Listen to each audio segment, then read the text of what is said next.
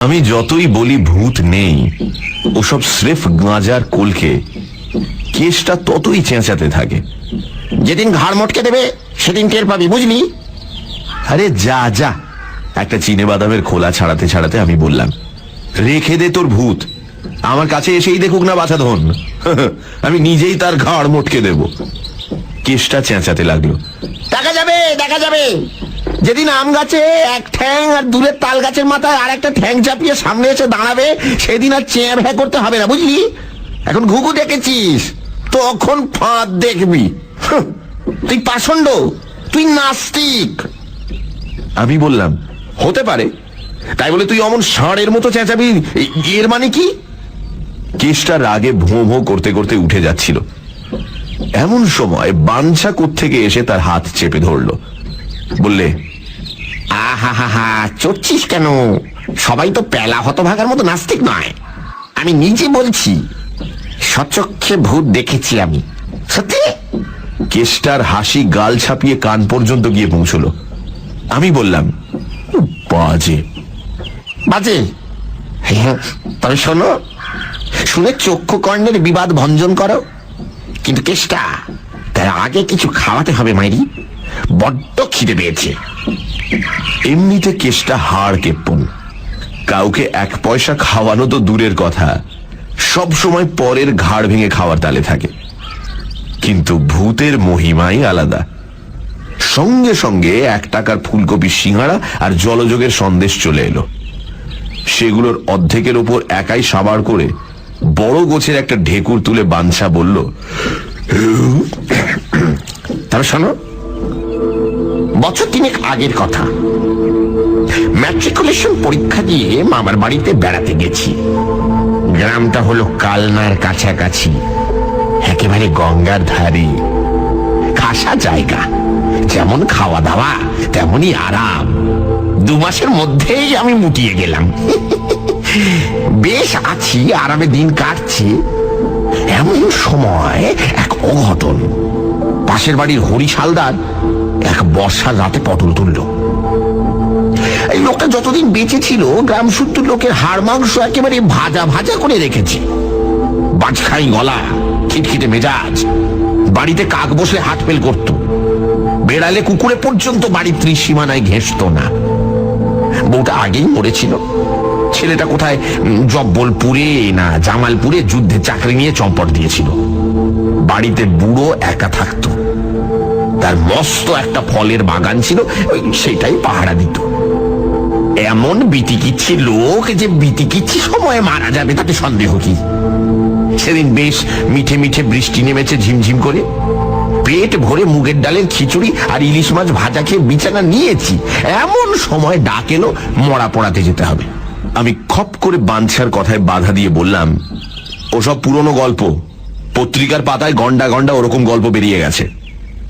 বাঞ্ছা ভ্রুকুটি করে বললে, আরে আগে শোন না বাপু, পরে যত খুশি বকর বকর করিস। কেষ্টা বললে, ঠিক। তারপর এমন চোখ পাকিয়ে আমার দিকে তাকালো, সে বামুন হলে নির্ঘাত ভস্ম করে ফেলতো। বাঞ্ছা বলে চলল, কি আর করি, বেরোতেই হলো। পাশের বাড়িতে একটা লোক মরে পড়ে থাকবে, এটা তো কোনো কাজের কথা নয়, যতই খিটখিটে বদঘট লোক হোক না কেন। মানুষ হিসেবে একটা কর্তব্য আছে তো। বেরিয়ে দেখি আমরা মাত্র 4 জন। ডাকাডাকি করেও কারো সাড়া মেলেনি। কেউ কাঁপা গলায় বলেছে জ্বর হয়েছে, কেউ কাতরাতে কাতরাতে জবাব দিয়েছে কান কটকট করছে। কাজেই আমাদের 4 জনকেই কাঁদতে দিতে হলো। 2 জনের 2 হাতে 2টো লণ্ঠন ঝুলতে ঝুলতে চলল, আর কাঁধে দুলতে দুলতে চলল মোড়া।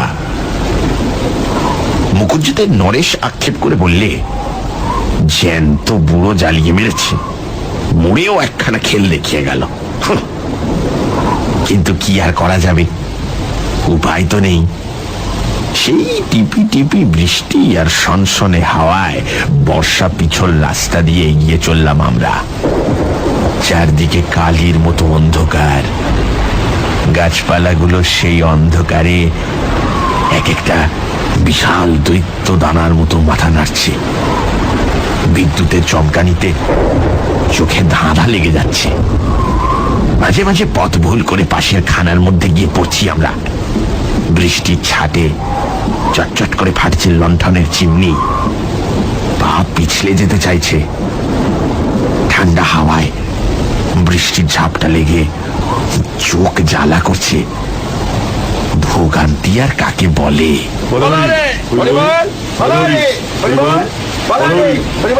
চেঁচাতে চেঁচাতে চললাম চারজনে।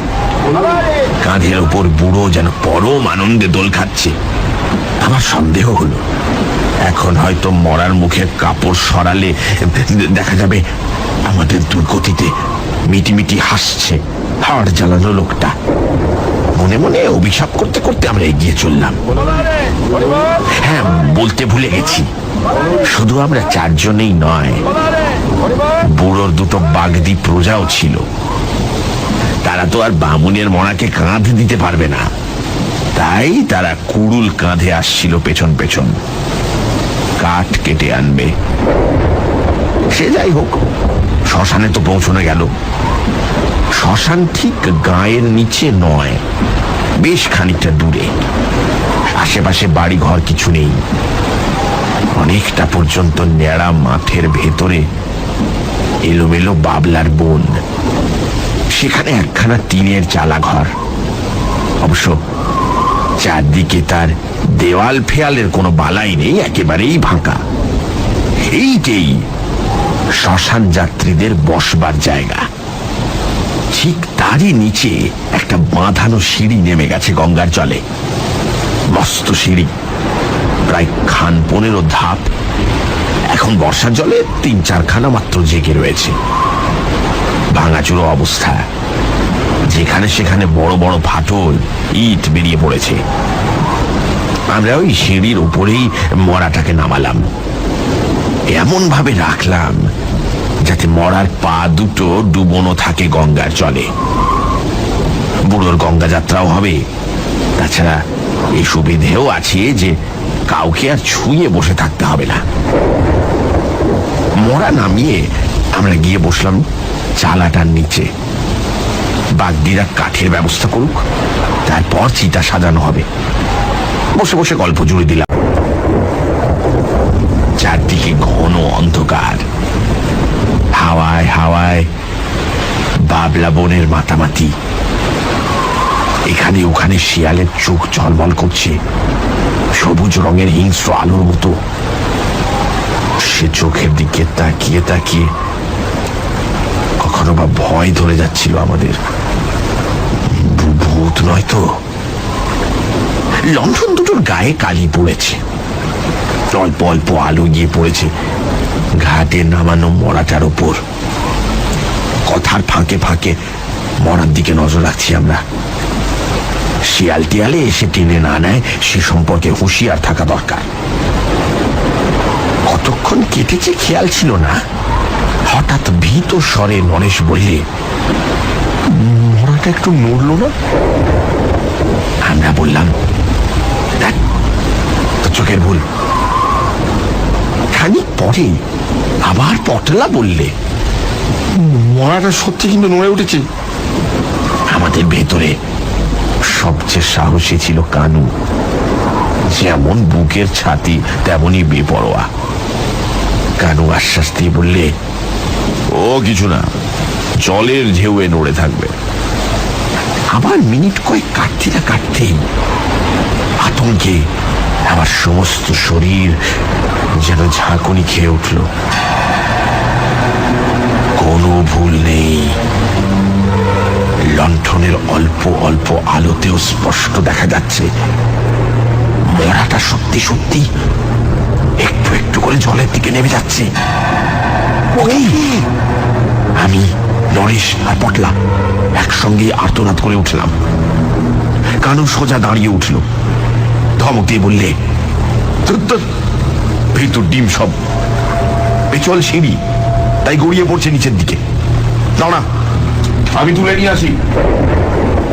মরা তখনও নামছে, হাঁটু পর্যন্ত তার নেমে গেছে গঙ্গায়। কানু গিয়ে বাঁশের মাচাটা ধরে টান দিলে, কিন্তু সাংঘাতিক টানকে অস্বীকার করে মরাটা আরো নিচে নেমে গেল। গোয়ার গোবিন্দ কানু এবার দু হাতে মরাটাকে জাপটে ধরলে, কিন্তু আশ্চর্য, কানু ধরে রাখতে পারলে না। দু ধাপ পিছলে সে শুদ্ধ গিয়ে কোমর জলে পড়ল। তার সঙ্গে সঙ্গে সমস্ত সাহস উবে গেল তার। এবার কানু আকুল হয়ে চিৎকার করে উঠল, তোরা ছুটে আয়, মরা আমাকে শুদ্ধ নিয়ে যাচ্ছে।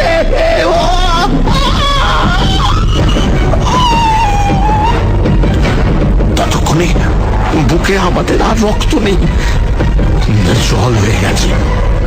আমরা চিৎকার করে বললাম, মরা ছেড়ে দাও, মরা ছেড়ে দাও, মরা ছেড়ে দাও, মরা ছেড়ে দাও। কানু বললে, পারছি না, পারছি না। আমরা ছুটে গেলাম, চিপে ধরলাম কানুকে। তারপর যা শুরু হলো সে কথা ভাবতে আজও আতঙ্কে মাথার চুল খাড়া হয়ে ওঠে। ওই হাড্ডিসার মরাটার গায়ে সে কি অমানসিক শক্তি! একদিকে আমরা চারজন, অন্যদিকে মরা একা। আমাদের সকলকে অনায়াসে তুচ্ছ করে সে জলের মধ্যে টেনে নিয়ে চলল। ঠান্ডা জল আমাদের কোমর ছাপিয়ে পেট পর্যন্ত উঠল, তারপরে সে পৌঁছল বুক পর্যন্ত। তারপর আমরা পরিষ্কার বুঝতে পারছি আর আমাদের আশা নেই। এই মরা আমাদের টেনে নিয়ে চলেছে গঙ্গার অতল জলে। সেখানে আশ্চর্য একটা ভয়ঙ্কর অবস্থা। সমস্ত জ্ঞান গম্যি যেন লোপ পেয়ে গেছে আমাদের। একটা আচ্ছন্নতার ঘোরে যেন মরিয়া হয়ে মরার সঙ্গে টাগ অফ ওয়ার চালিয়ে চলেছি আমরা। অথচ বেশ বুঝতে পারছি আমাদের জয়ের কোনো আশা নেই। অপদেবতার অমানসিক শক্তির কাছে আমাদের সমস্ত চেষ্টাই নিরর্থক। আর সবচাইতে ভয়ানক, মরা ছেড়ে দিয়ে যে উঠে আসবো সে ক্ষমতা আমাদের নেই। কানু মরাকে ছাড়তে পারছে না, আমরা ছাড়তে পারছি না কানুকে। যেন কি একটা মন্ত্র বলে সে আমাদের তার শরীরের সঙ্গে আটকে নিয়েছে, যেন হিপনোটাইজ করে ফেলেছে সকলকে। বুক জল ক্রমশ গলা জলে পৌঁছেছে, আর দেরি নেই মৃত্যুর। চারদিকে গঙ্গার অন্ধকার কালো চলে, যেন শুনতে পাচ্ছি শয়তানের হাসির খিলখিল শব্দ। সেখান থেকে প্রেতপুরীর অন্ধকার জগৎ। এই মরাটা তার দিকে আমাদের পথ দেখিয়ে নিয়ে চলেছে। শেষবারের মতো আমরা সমস্বরে আর্তনাদ করে উঠলাম,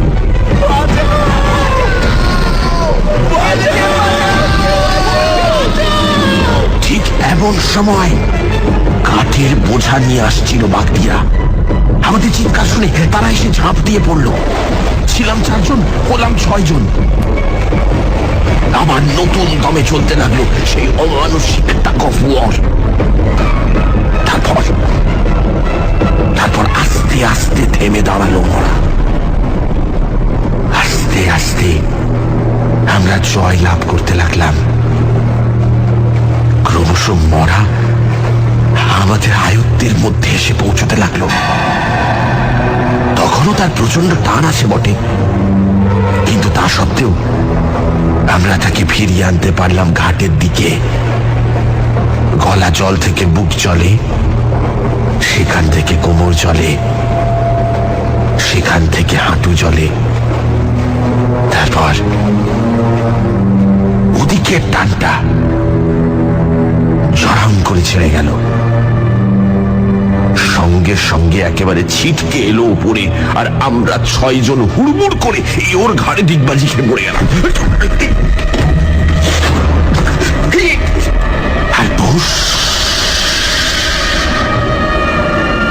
ঠিক তখনই ঘাটের উপর জলের মধ্যে দেখা দিল বাঞ্ছা থামলো। আমরা রুদ্ধশ্বাসে শুনে যাচ্ছি এই অতি ভয়ঙ্কর কাহিনী। একসঙ্গে বলে উঠলাম, কি ভেসে উঠলো? ধীরে সুস্থে বাঞ্ছা বলল, আর কি, প্রায় 1.5 মণ। 1.5 মণ? কি 1.5 মণ?